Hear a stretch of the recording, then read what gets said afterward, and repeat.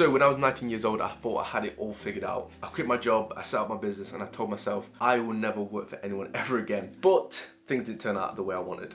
Within 12 months, I was burnt out, broke, and one panic attack away from quitting everything that I'd built. Looking back now, I was completely lost. I was effectively spinning 500 wheels at once, constantly second guessing myself with no clarity and no real plan. The dream to become an entrepreneur at that moment felt essentially like a scam. And the worst part is, I effectively built a trap for myself because I was working more than ever and still losing. For me, your 20s are the most important decade to build the right habits, the right mindsets, and systems that will shape your future.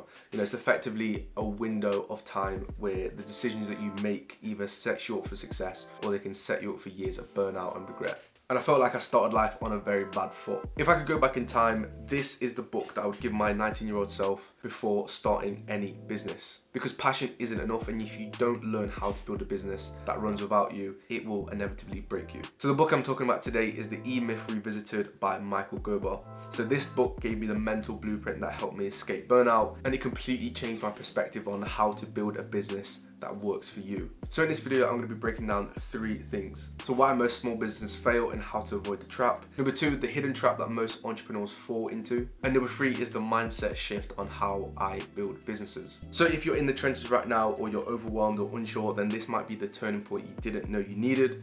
So let's get into it. Okay, so one of the biggest lessons I got from this book was most small business owners think they're entrepreneurs, but in reality, they're just self-employed workers trapped in their own business. And I can say that freely because that was me in 21st Century Peers. Looking back, we was doing absolutely everything: designing websites, answering emails, posting content, chasing clients, marketing, admin, sales, fixing phones, absolutely everything. If something broke, we fixed it. If a customer had a problem, we solved it. And and if you pair that all with all the shitty phone screens that were faulty a lot of the time, then that's 10x more stress on top of that as well. And Michael Gerber calls this the entrepreneurial myth. So it's basically the idea that just because you're good at something, you should build a business around it. And I feel like it's a myth that's everywhere, especially online. Turn your passion into profit, or quit your 9 to 5 and work for yourself. And to be honest, looking at my circumstance, fixing phones wasn't even my passion. I just felt like it was an opportunity. My business partner was better with tech. We were both entrepreneurial, so we just thought, fuck it, let's just do it. So we started a business, but what we really did was, create our own job.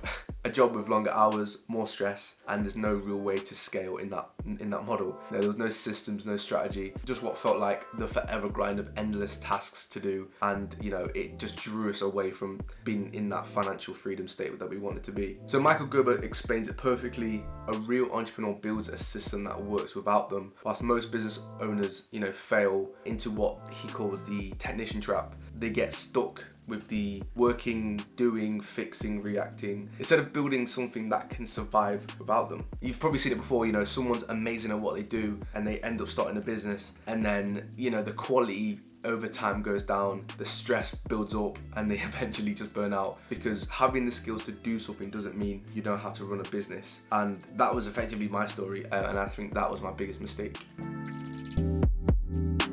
So there's a 4-stage trap that all business owners go through if they don't do the right things. This is called the emotional roller coaster. So step number 1 is exhilaration. So you've just started out in your business, you're gassed, everyone's happy for you. You make your first Instagram post, everyone's liking it, bigging you up. You're finally free from your 9 to 5 grind, and you're finally building something that's yours. And then stage 2 comes out of nowhere, which is terror. So after months have gone by, you realize it's all on you. There's no paychecks, there's no backup plans, there's no guarantees. And step number 3 comes in. Late nights, early mornings start creeping in. You board the false positive train thinking, oh, everything will work out, or it's a part of the journey, or I'm on the grind, it's supposed to be hard. And then finally, despair. You wake up one day and you think, this is fucking shit, I can't start doing this thing anymore. And then that's inevitably when it's pretty much the end. So I personally hit all 4 stages in about a year when we got the shop. After 3 weeks of opening the shop, I think that's when we started to question whether we was going into that despair phase where we just couldn't stand anything to do with the business, because we couldn't see it being nothing but a small business that depended on me and my business partner.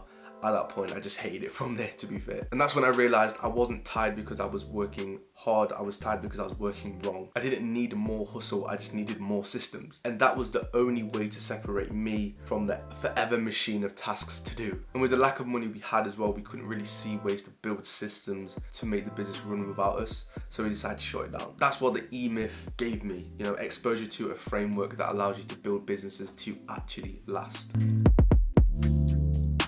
Okay, so let's think about McDonald's for a second. It doesn't matter whether you walk into Tokyo, you know, Nottingham or Rome's McDonald's. Your Big Macs are gonna taste the same, the service will be the same, the fries will be the same, only because McDonald's isn't just selling food, it's running a system. Every single thing, from how long the fries takes to cook, you know, how employees greet customers, how managers get promotions from within, it's all built from a process. It's not dependent on talent or memory. It's designed to be repeatable, scalable, and predictable. And that is a franchise prototype model that Michael Gerber explained in the book. He explains that every single small business should be built like this, even if you never plan to become a franchise. We need to design our business so that it can run without us, not because we're lazy, it's because that's what real entrepreneurs do. Yes, in some cases there will be a part where, you know, you need to be a part of it, but overall there needs to be systems and processes that make it a lot easier. And the best way to do this is to break down every single thing you do in a business.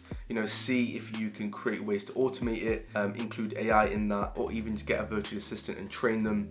And one thing that I like doing is creating visuals of the processes on platforms like Whimsical, where you can create system maps. And the biggest idea I took from this book is simple. You know, avoid creating a business that only works when you work, because that is not a business, it's effectively a job. And jobs don't scale, systems do. You know, most people build a business that burns them out, not because they're doing it wrong, but because no one ever taught them to think like a true entrepreneur. And the E-Myth Revisited was the first book that showed me the difference between being busy and building something that actually lasts. So if you're in the early stages of your business journey, make sure you read this book and apply everything he tells you in the book. Thank you for watching, and I'll see you in the next one.